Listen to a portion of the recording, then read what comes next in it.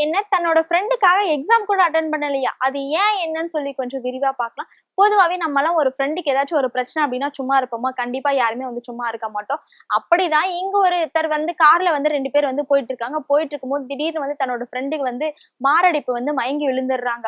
"என்ன மச்சான் உனக்கு ஆச்சு?" அப்படின்னு சொல்லிட்டு ரொம்ப ஃபீல் பண்ணி அவர் வந்து கேட்டுட்டு இருக்காரு. அவரால எதுவுமே வந்து பேசவே முடியலையாம் தன்னோட ஃப்ரெண்டுக்காக. ஆனா அவர் நினைச்சிருந்தா தன்னோட எக்ஸாம் எனக்கு முக்கியம். அதனால வந்து டிரைவர் அண்ணா கிட்ட சொல்லி, "அண்ணா நீங்க வந்து ஹாஸ்பிட்டல் கூட்டிட்டு போங்க.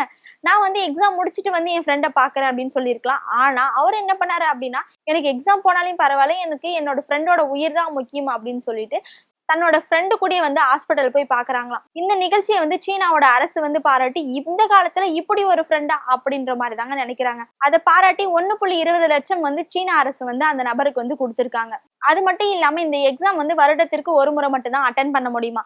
அதனால வந்து சீனாவோட அரசே வந்து கேட்டிருக்காங்க. தன்னோட ஃப்ரெண்டுக்காக தான் அவரால வந்து எக்ஸாம் வந்து அட்டெண்ட் பண்ண முடியல. சோ அதனால வந்து இவருக்கு வந்து மறுபடியும் எக்ஸாம் வச்சா நல்லா இருக்கும் அப்படின்னு சொல்லிட்டு ஒரு கோரிக்கை ஒண்ணு வச்சிருக்காங்க. அப்போ நீங்க சொல்லுங்க. உங்க ஃப்ரெண்டுக்கு யாராச்சும் இப்படி ஒரு பிரச்சனை வந்ததுன்னா சும்மா இருப்பீங்களா? அப்படின்னு சொல்லிட்டு மறக்காம கமெண்ட் பாக்ஸ்ல கமெண்ட் பண்ணுங்க. சோ அது மட்டும் இல்லாம உங்க ஃப்ரெண்ட்ஸ் ஆர் ஃபேமிலில இந்த மாதிரி நிகழ்ச்சி எல்லாம் எனக்கும் நடந்திருக்குப்பா அப்படின்னு இருந்துச்சுன்னா மறக்காம இந்த வீடியோ வந்து ஷேர் பண்ணிட்டு போங்க.